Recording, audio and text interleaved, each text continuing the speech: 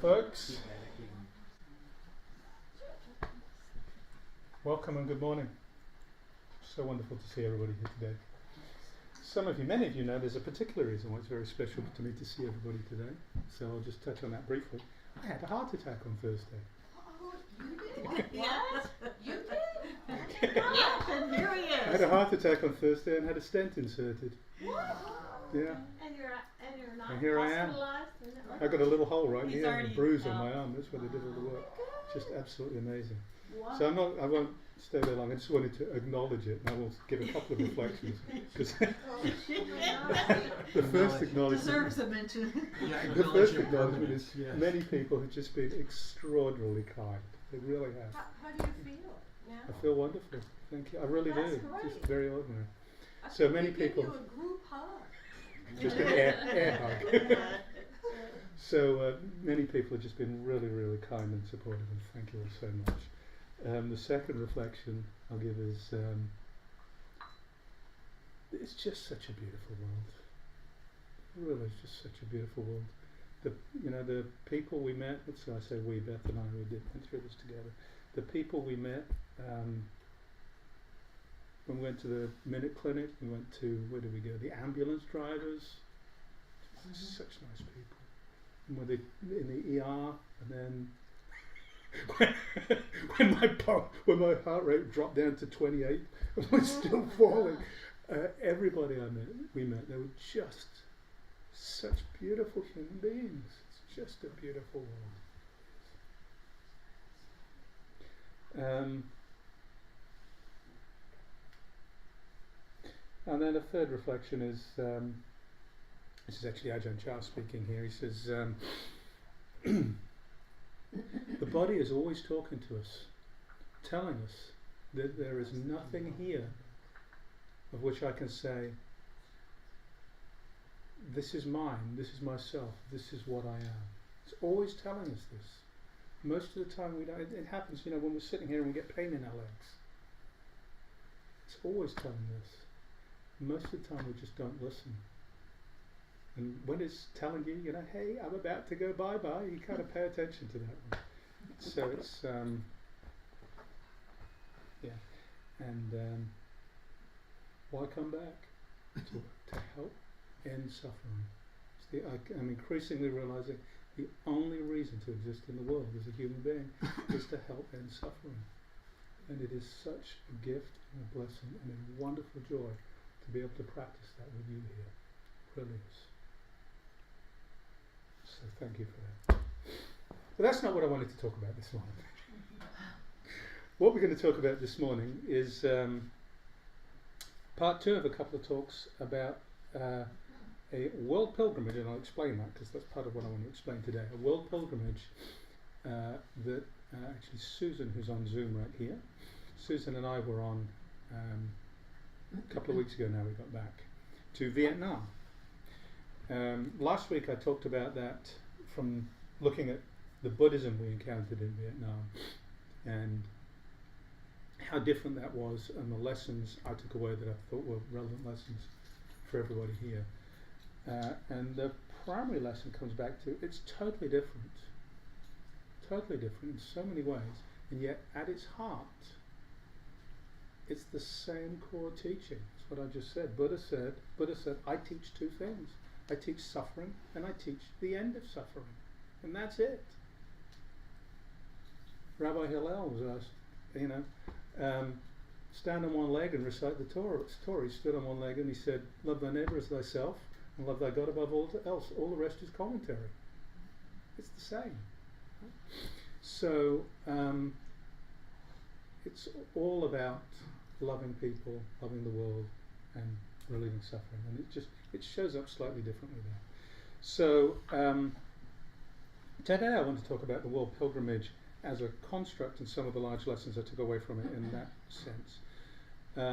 This is something that came out of Atlanta, and it came out after September 11, 2001. There was some interfaith activities before, but they kind of crystallized after September 11, 2001. And one of the major programs that came out of this was this World Pilgrimage thing, and there's been maybe 30 of these, 35 of these over the years. Um, what those have generally been, most of them, you get about 30 people together, and it started as the religions of the books, so Christianity, Islam, and Judaism. And you get 10 people from each faith, next 10, but roughly equal numbers from each faith. Intentionally an equal distribution of gender and of race, specifically black-white. And then on the pilgrimage, you go to some place of religious interest, and it's a fairly intense schedule, particularly since a lot of the folks are older folks.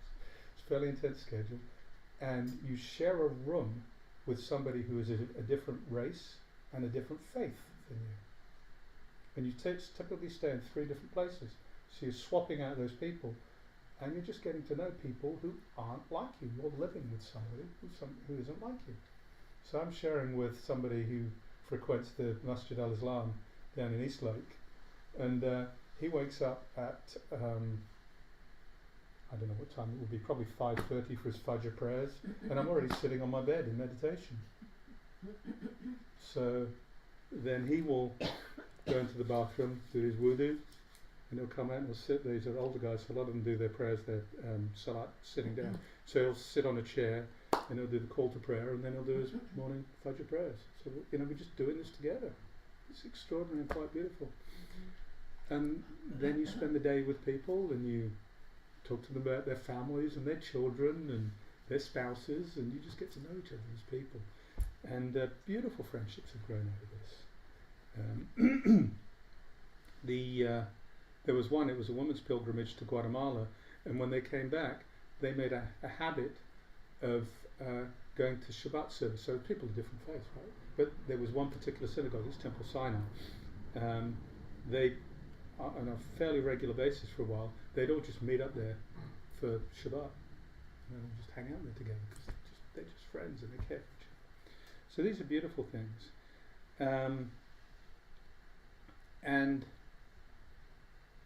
yes, I'll read a couple of things here. I don't normally read much on Sundays, but I will read a couple of things. This is Gil Fronsdale's translation of the Atthakavagga, which is the Book of Eights. And the Book of Eights, there are probably a dozen verses in here, and they're all fairly short, but most of them are 8 verses. Sorry, there's a book of poems, and most of those poems are 8 verses. This one that's the wrong one. This one, there we go. The Eightfold Discourse on the Ultimate. And the point here is letting go of views.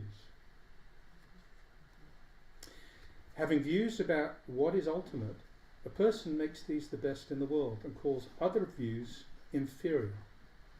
As such, they have not gone beyond quarreling.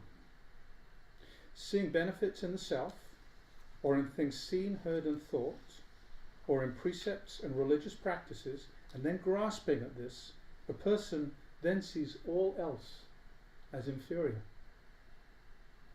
What one relies on in order to see all else as inferior is an entanglement, say those who are skilled. Monastics, we call ourselves monastics here. Monastics should, therefore, not depend on things seen, heard, or thought out, or on virtue and religious observances. Nor should they make up views in the world by means of knowledge, precepts, and religious observances. Nor would they think of themselves inferior or superior to others, and they shouldn't take themselves as equal. Letting go of what is taken up, the person free of grasping doesn't depend on knowledge, or take sides when factions disagree, or fall back on any kind of view. One not inclined to either side, to becoming or non-becoming, to here or the next world, there exists nothing to get entrenched in when considering the doctrines others grasp. Here, one does not conceive the slightest concept in regard to what is seen, heard, or thought. How in this world could one categorize the Brahman who does not take hold of views? One does not construct, prefer, or take up any doctrine. A true Brahman, not led by precepts or religious practices, who has gone beyond, does not fall back on belief. is one who is thus. I have another quote. This one is a book we're working through on Thursday evenings. It's my favourite commentary on the Mumonkan by Zenke Shibayama, which is a book of Zen koans. So it's the first koan, Mumon's commentary on the first koan. And it's not the whole commentary, it's the one where you swallow a red hot ball and you can either pass it or vomit it up or let it go through. The concentrate upon the 84,000 pores and the 360 bones and all that stuff. But the paragraph I want to read is this one. It is as if you have snatched the great sword of General Khan. You kill the Buddha if you meet him. You kill the ancient masters if you meet them. On the brink of life and death you are utterly free, and in the 6 realms and the 4 modes of life you live with great joy, a genuine life of complete freedom. These are both saying exactly the same thing, which is exactly what these world pilgrimages are about, on a larger scale than Buddhism. Sometimes it's easier to see it on the larger scale than the smaller scale. One of my early pilgrimages, I'd been involved in interfaith for a relatively short period of time, and my, I don't know, it's 20 years ago probably, 15 years ago. So it was Toronto, the North American Interfaith Network Conference. It was all very exciting, and there was somebody I met there who was actually one of the speakers who was a Pure Land Buddhist, and he was quite noisy, and quite opinionated, and quite strong, and he was actually quite articulate. In a conversation, he was quite clear that Bhagavan, which is an honorific that's used for Buddha in the Pali Canon a lot, Bhagavan, it's the same honorific that's used for Krishna and Shiva. So he said, to most Buddhists, it's like world honored one, or he's just a really good guy, he's a human being that we revere, it's not worship. It was quite clear to this person that Bhagavan meant a holy one, an incarnation of God. It was a God. It's quite clear to him. And some of his beliefs were so inconsistent with mine, and at the time I was a hardcore Zen practitioner, it was just like, that was it. That I thought, this isn't Buddhism, I've got nothing in common with this guy, what am I doing here? Fortunately, that night I realised at least some of the errors of my way, so I had a better conversation with him the following day. But it's so easy to get caught in our views, because that's clearly just a ridiculous view.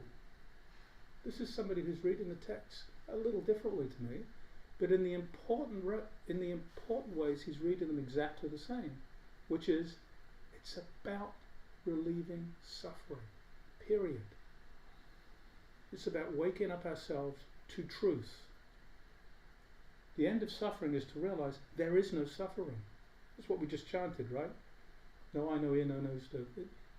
The truth is, when we realize there's no suffering, it ends. That's it. So it's to wake up to this truth ourselves and then be in the world to help other people with their suffering. It's the same thing. And it happens in such interesting ways, and it is these intimate human connections that really bring it home. We went to several just extraordinary places while we were in Vietnam. I knew nothing really of the history of the Vietnam War or the Vietnam Civil War, the Vietnam War as they call it over there, the American War, of course. And we visited the Cu Chi tunnels, which are the tunnels used by the folks from the north, just outside Saigon or Ho Chi Minh City, and they came all the way down. And my partner for the day was Imam Hamin Dawan, who's an imam who goes to the Atlanta Masjid. He's a little guy. He's probably about 4'4", little African American guy, who was a tunnel rat. I didn't even really know what that was, and it was just totally extraordinary to go around the tunnels. I actually posted a little picture on our Instagram feed of me holding the lid up as I dropped down into one of these tunnels. They're tiny little things. To know this man went in those tunnels dark, just labyrinths, booby-trapped, dead ends, designed for smaller people even than him, so really easy to get him stuck in a dead end, so he'd just die. Some of the stories he told me about being out in the jungle, and the people they were fighting against were military geniuses. They're just amazing, and it's just incredible. So connecting with Hamin was just incredible, really was. And he was carrying around with him, I was astonished at the amount of luggage he had, because we were traveling all over the place. But one of his bags, it was about this big, so it was about a foot by about 18 inches or 2 feet. It was all pills. Oh, Pills, medicine, because his body had been destroyed by Agent Orange, and he was just constantly dealing with rebalancing his body. He had the most awful dietary restrictions. So, and he, we were having a conversation. Actually, he's learning ChatGPT. He's got a class on AI that he was working through. So we had conversations about that, and he pulled it up and he said, "So, tell me in 100 words 5 things about Buddhism that I should know about Buddhism." Pretty much the 5 things I'd say, but just much better articulated. So it's just amazing. And then he said, so, and one of them is karma. And he said, so what's a concept in Islam that correlates to karma? Qadr. Qadr. Qadr often translates as power, judgment, and it doesn't map cleanly, but it is the basic premise of accountability for our actions. It's the same thing. Looks different because it's culturally different, linguistically different, in a different religious context, but it's the same thing. And he gave, on the bus every day, each of us, there would be a person from a different faith would give a little presentation. One day I recited the 5 remembrances and talked about those a little bit.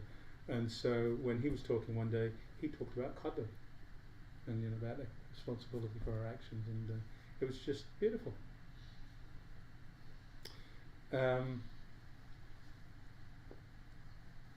So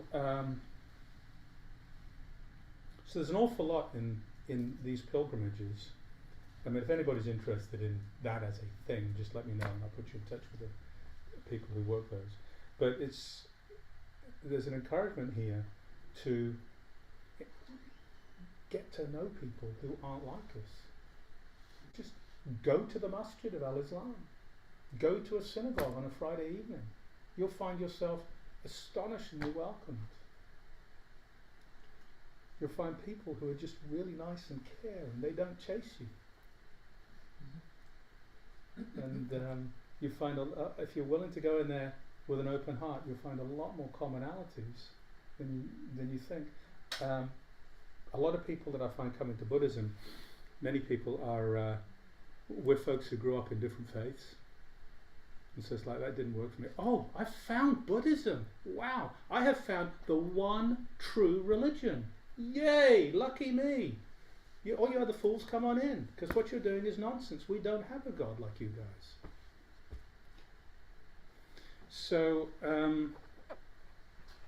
unfortunately, a lot of Buddhists end up practicing a fairly close-minded approach to religion and therefore to life. So there's something in here which is about trying to acknowledge that, recognize and acknowledge that in ourselves, and be intentional about opening that up. Again, these quotes: see the Buddha, kill the Buddha. It's exactly what that is. If you start thinking you're a Buddhist, you've kind of missed the point. Thich Nhat Hanh said, what the world needs isn't more Buddhists, it needs more Buddhas. And Buddha didn't ever call himself Buddha. He called himself Tathagata, which is basically saying there's something that's I'm liberated. This was liberated, and it's showing up to save you. There's no identity being assumed in that statement. What the world needs isn't more Buddhists, it needs more Buddhas. So I'm inspired by a couple of things coming out of this pilgrimage. Pilgrimage, by the way, of course, world pilgrimage, you now get why it's called a pilgrimage, because actually, yes, there are visits to interesting places, you meet interesting people, you have cool experiences, but you go on a deep inner journey, and it has changed. There are about 500 people in the city over the years that have been on these pilgrimages, and it has changed lives dramatically. So, pilgrimage. A couple of specific things that I'm inspired to. One is, one of the highlights of the trip was going to Hieu, I'm pronouncing it badly, but that's Thich Nhat Hanh's home temple, and reflecting on his enormous contribution to Buddhism in this country and to the world. And Susan reminded us at the end of the last week that one of his great contributions was basically the creation of activist Buddhism, and so engaged Buddhism. And so a couple of things. One, I talked to Angela, who's the person who organised this pilgrimage, and one thing I would like to do, if there are enough people who are interested, is take what do they call them? They call them backyard pilgrimages. Go on a backyard pilgrimage to EJI down in Montgomery, to the museum and memorial for slavery. We did that several years ago. So, and it was really, there were like, we rented 2 buses, so like 25 of us went down. It was quite a deal. And they've changed the museum since we went down there. So that's something I would love to see us do. And there are other things we can do. There are immersion weekends is what they call that, and I'm not sure that they've done one in a while. But basically there's this as a program where you start off on Friday lunchtime, you go to Juma at a masjid, typically it's the Al-Islam mosque down in East Lake, then meet in a place afterwards, discuss that, you meet the Imam first, and then you go to Juma, and then you talk about it, and then you traipse on up to a synagogue, and you go to a Shabbat service, meet the rabbi, Shabbat, break bread, and then a Hindu temple on a Saturday, and probably here on a Saturday, and then Sunday you go to church. So that's something that we could also do if folks are interested. I'm very conscious that I am the Buddhist teacher here, and I don't want to become an interfaith teacher, because that's not where we're headed. You know, that's not what we are. But there's some energy here around that, and to the extent that energy wants to step forward, I would love to nurture it, and I would love to help it flourish, because it is such beautiful work, and it's really helping us drop our views and become more compassionate and more open in the world.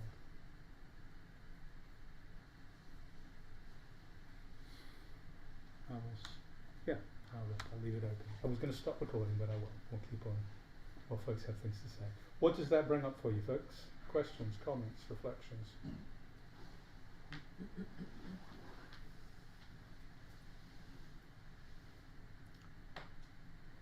Anand.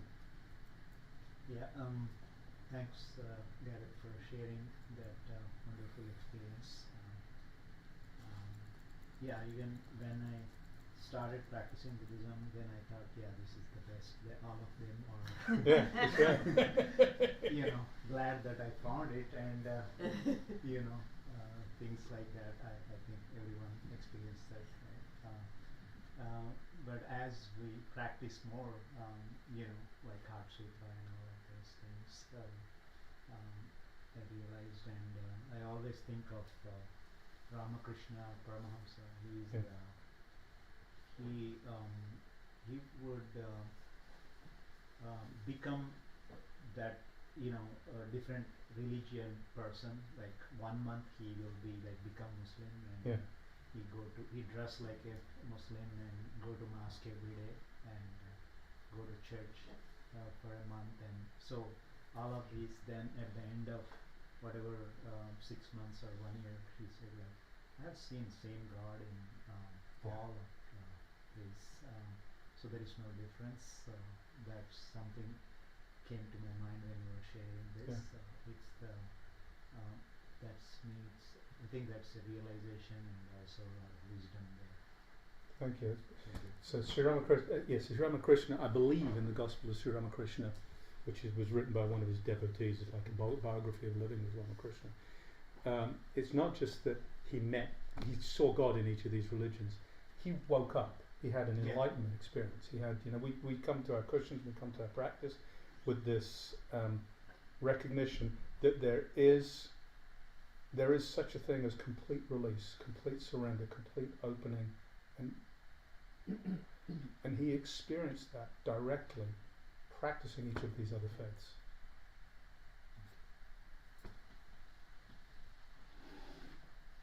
What else, folks? Richard. So, about having views, especially about other people with other religions, things like that. There's a koan or a story from Zen which says, "When you're with fishermen, be a fisherman. When there's a white dove, be the white snow." Mm-hmm. And it's really about how we interact with people. It's really about letting go of views. Mm-hmm. And that's part of our practice. I think that shows up with our practice.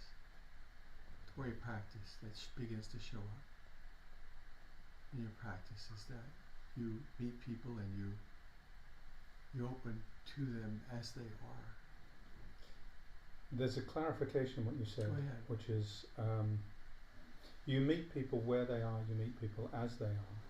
So we see truth and we see convention, and we have to respect convention. So when you're with a bunch of fisherwomen, you respect convention. They're out there with their nets and their galoshes and their sou'westers and all the rest, and probably some pretty rich language. So we respect that and we move into that, but we take with us into that truth. So we are a manifestation of truth in that world. So we're not just becoming a fisherman. We're becoming, like, if you will, forgive me, an awakened fisherman. Well, moving in harmony. Yeah. I did ask Lisa a story if Buddhism was a religion or a philosophy, and she said, that's a very personal question. That was all she said. Well, I'll give you an answer to that one, which is there are people who approach Buddhism as a philosophy, and it can certainly be taken as a philosophy, but philosophy is dualistic, and it's not going to help you relieve your suffering if that's how you approach it. It's really not. You're still caught in a dualistic world if you're working with a philosophy. The way any spiritual practice works is it takes you into the non-dual. It takes you into the place where this construct of a self drops away, and just reading books and studying philosophy is never going to do that. So for it to relieve suffering, it needs to be more than a philosophy. That's not to say it can't be taken as a philosophy. It absolutely can, and for many people it is. What else, folks?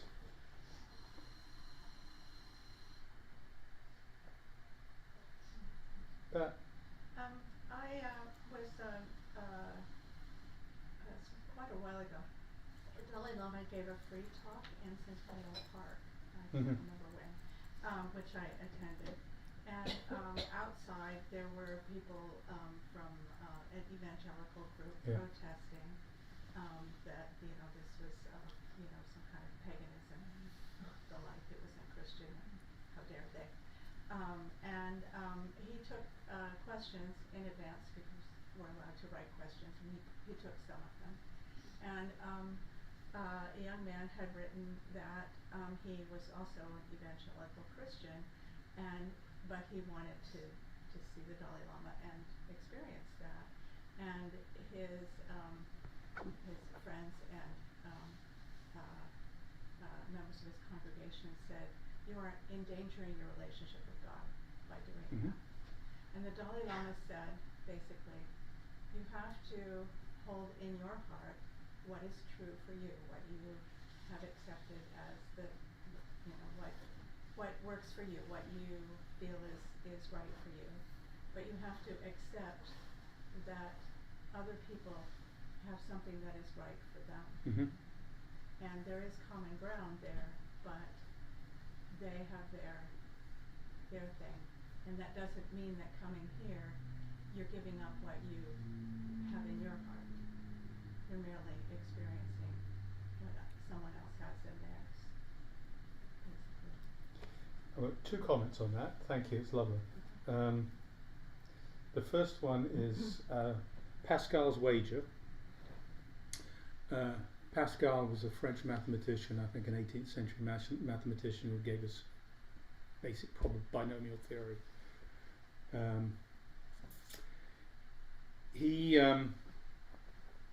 became a Christian as an adult because he said, you know, a fairly devout one, he said, you know, if there is a God and this story about Jesus died for your sins, it happens to be true, and I do not believe in that God, then I'm damned.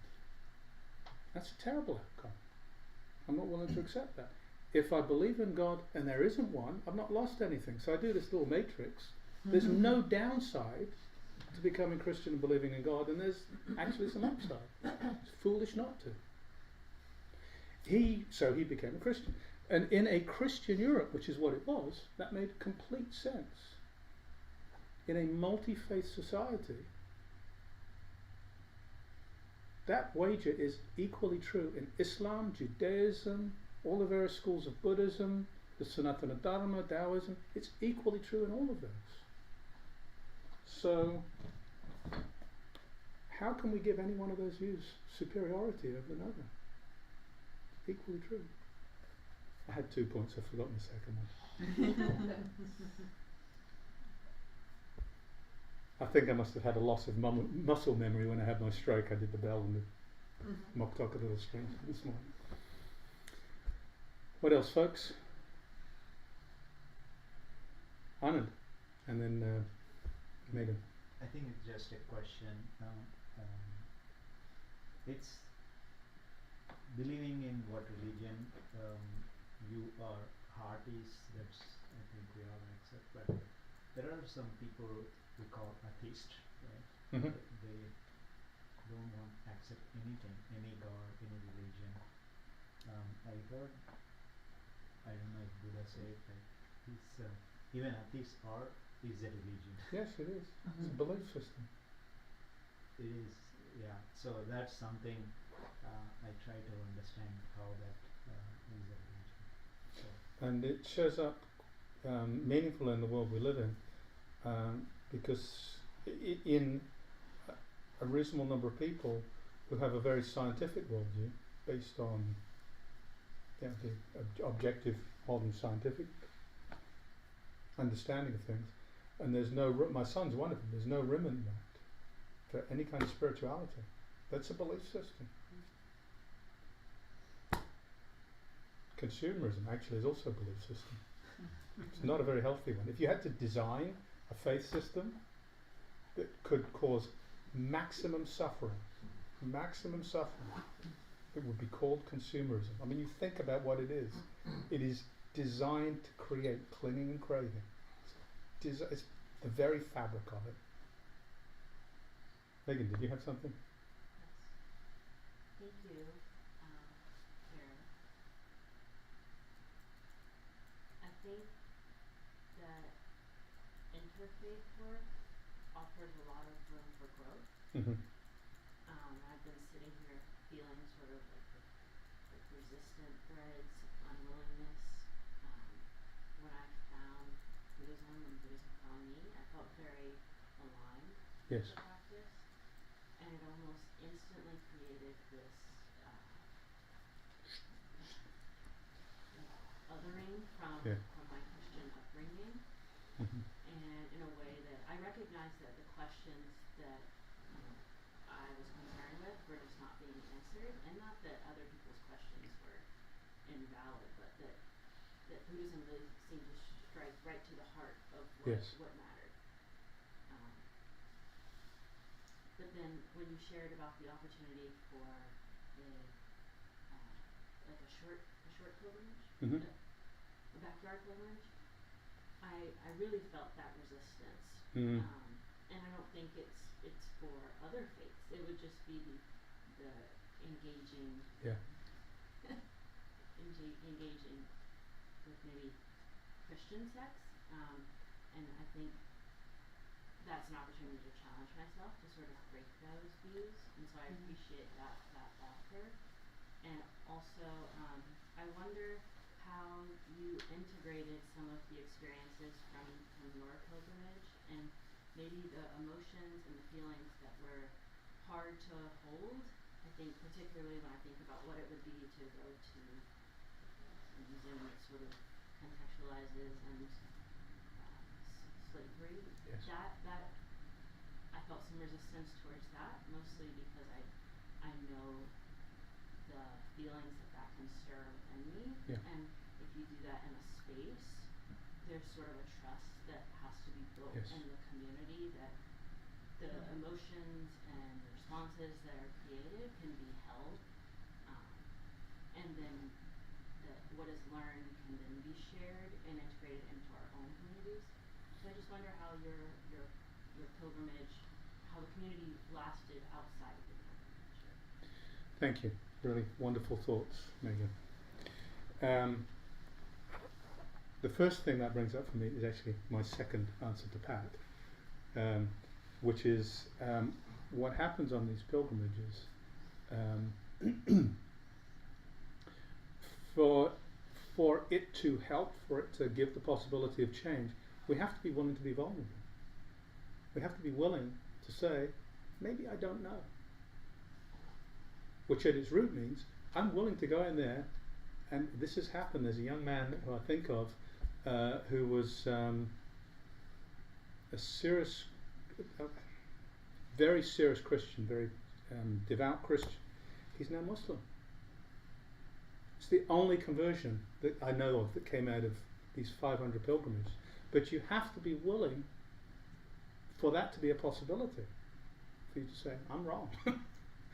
And what happens if you're willing to do that is either, as in this one case, you realize something else is actually a better fit, or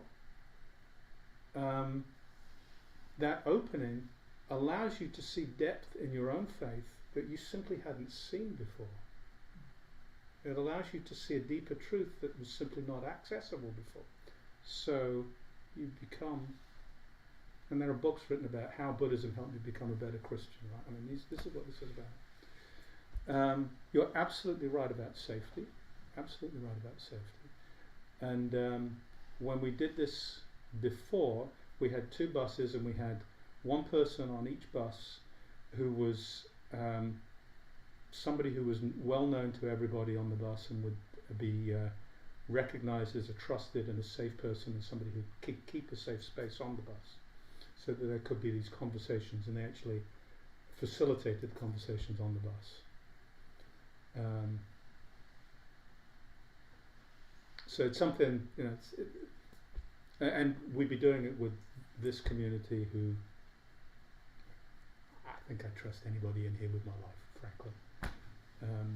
I don't think, I know I trust anybody in here with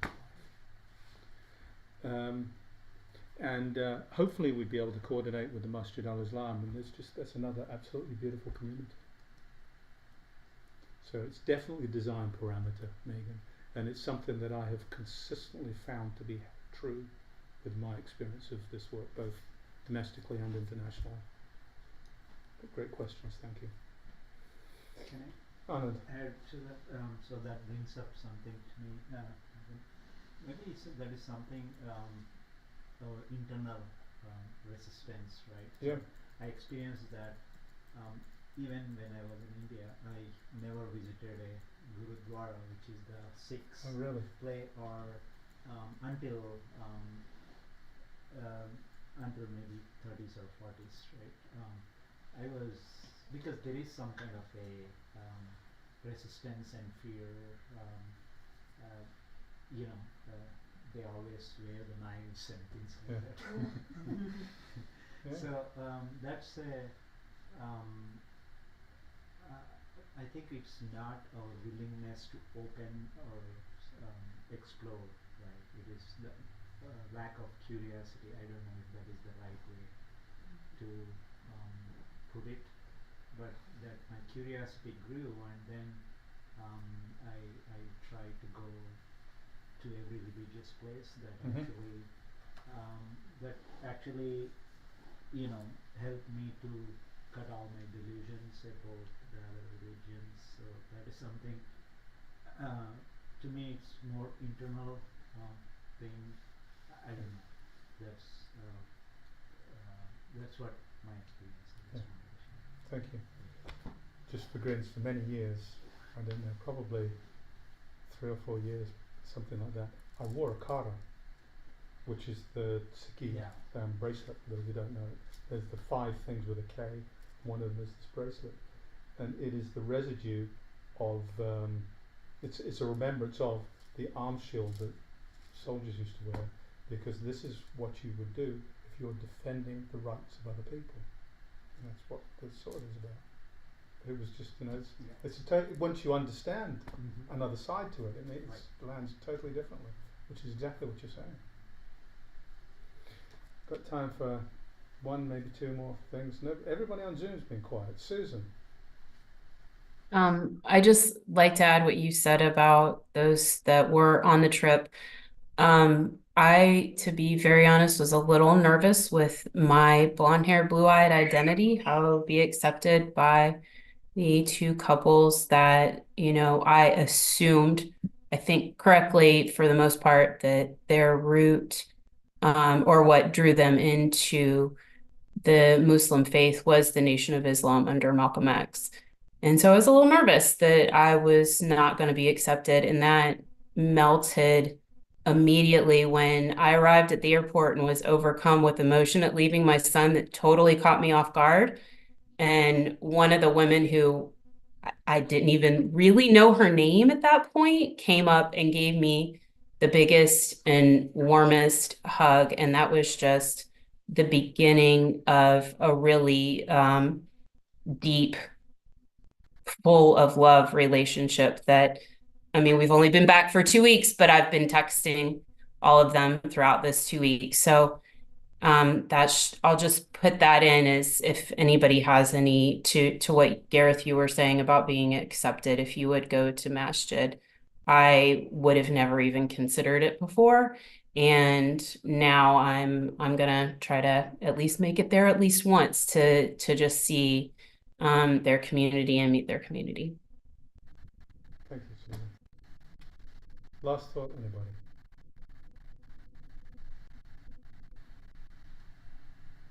Let us go to our chant cards inside that cover.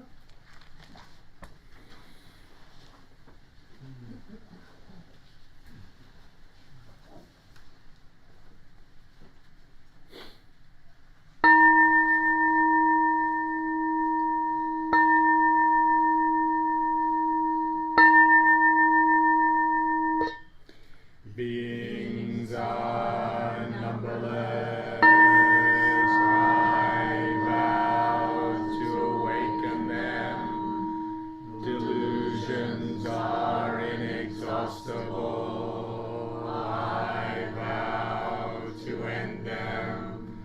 Dharma gates are boundless, I vow to enter them. The Buddha way is unsurpassable, I vow to embody it. Beings are numberless, I vow to awaken them. Delusions are inexhaustible, I vow to end them. Dharma gates are boundless, I vow to enter them. The Buddha way is unsurpassable, I vow to embody it. Beings are numberless, I vow to awaken them.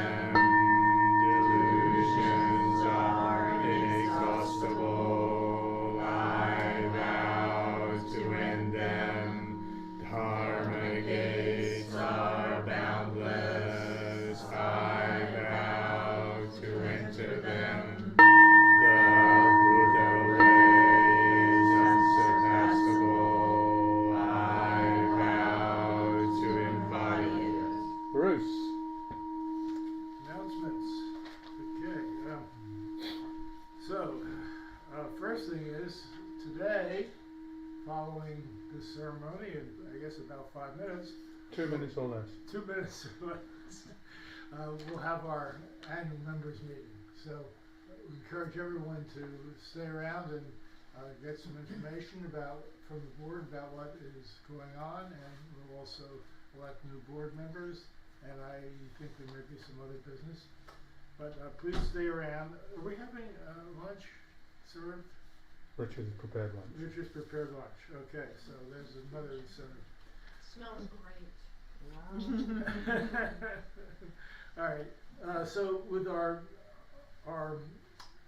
regular activities this evening, will be mindfulness practice in the Plum Village tradition with what's the name of the Peach group? Blossom Peach Blossom. Sangha. Sangha is the name of the group. Everyone's welcome. On Tuesday, we'll have Tai Chi here at 7:30 with Marcus. Wednesday reading group is on Zoom at 8 o'clock. Thursday evening practice with Gareth here and on Zoom at 7:30. And okay, of course the big thing coming up is the retreat, the five-day retreat at Camp Ecoe in Eastern Tennessee with Gareth.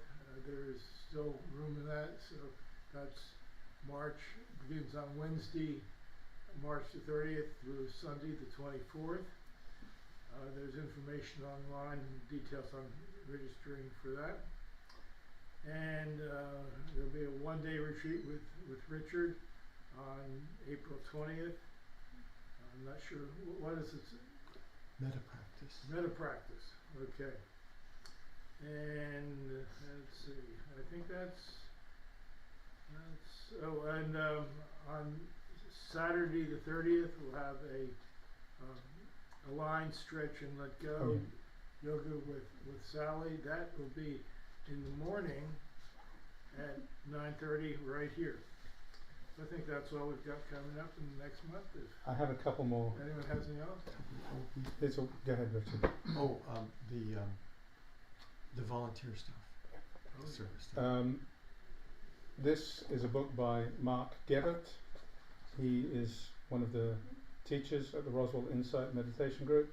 He very generously gave 20 copies of his magnum opus to us for members to buy. Not buy, but for members to take with an appropriate donation. The suggested retail, I think, is $17.95, but he said just, anybody wants to take one, put whatever you want in the donation box, and that's just a donation to Red Clay. There's a bunch on the table out It's there. a wonderful gift. It's a wonderful gift, very kind. Second, Clay Roper, who many of you will know. He's only been with us. He's been with us about 6 months maybe, but he's become a very active member, and he's recently qualified as a yoga teacher. He will be starting restorative yoga. It's something he started doing recently with military veterans. So restorative yoga, and it will be in this space on Saturday evening. So that's coming soon. There was something else. Say something about the charity. Well, okay, so But try and be quick, Richard. Okay, so we've been trying for a long time to find something where we could offer service to the community. We're working with the Peach Blossom Sangha, Carol Johnson, who's directing this. 2 projects are coming up, and one of them is actually a member of their Sangha. Her husband passed away, and her husband was a contractor and has all these tools. He used to do home remodeling projects, and they're in her house, and she's got it. She wants to get them out of her house and get them. We want to donate them to Habitat. It's gonna be coming up in a couple weeks, so we'll be looking for volunteers to help. March the with that. 16th. March the 16th. It's a Saturday. If you can help, that'd be wonderful. Another project we're gonna do is a sandwich project. Often what happens in the summertime, in the fall, and things like this, kids get school lunches, and there are times when they don't get school lunches. And so there's this project called the Sandwich Project, where we come together and we make a ton of very basic sandwiches. So for example, we might make 500 peanut butter and jelly sandwiches. And it's a lot of fun, and you can invite family and friends to come and help. We'll get a bunch of people, we'll set out the tables here, and we'll just make sandwiches, and then freeze them, and then give them to the appropriate, we're working with a group called Hope Atlanta, I think it's called. When is that? That would be, we haven't set a date for that, probably later, a little bit later in the year, maybe in May, April or May. April, May. Yeah. So I think it's really important that we step out of ourselves and help other people, if we can. I do the thing with, I'm involved with the All right, Unitarian that's Church, quick. and I do food with I serve food for the homeless once a month. It's wonderful. Thank you, Richard. Mm-hmm. All right, so you can wax eloquent as much as you like when I hand the podium over to you. Okay. Thank you all. Please do consider hanging around with it. Whether you're a member or not, it's open to everyone. Charlie? I got something really quick. I have a friend who is. Oh, thank you. Yeah. Lisa Cottrell, I meant to talk about that. Right. She's a Yeah, there's member, but doesn't attend on Sundays most of the time. But she's also a counselor, and she's in the process of receiving certification to be a mindfulness instructor through Jack Cornfield and Tara Brock and that whole group. And she's, for the month of April, if you don't go to the Thursday night with Gareth, she's doing needs warm bodies, and you'll learn really cool stuff because she's a really good teacher. And there's a flyer out on the case, and you can take a picture. I don't have a bunch of copies, but you can take a picture and contact her, or contact me if you want to know more about it. Or me. Thank you. It was one of the things I meant to mention, and I completely slipped my mind. We done? Please consider staying for the members' meeting. Sorry, did you have something or no? Please consider staying for the members' meeting. Everybody welcome. And lunch. And lunch. We will now change. Richard, you take over.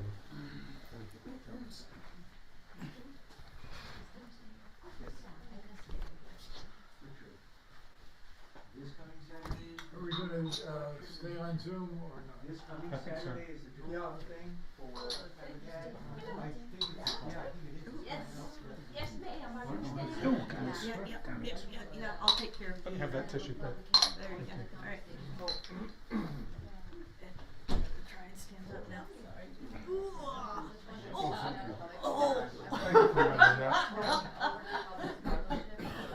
Yeah, get a little sit. Picture of What? Have you accepted your law school yet? You know? I'm really waiting on George Working. I get a phone call. I didn't check the website to know Yes. Yes, thank you. Yes.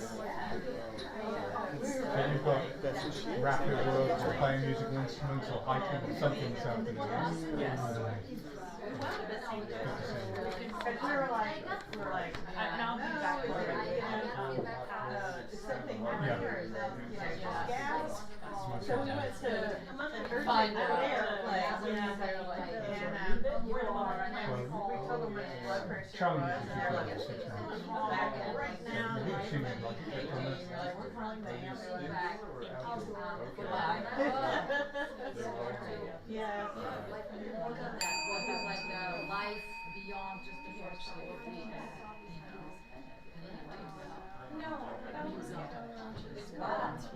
like that conversation.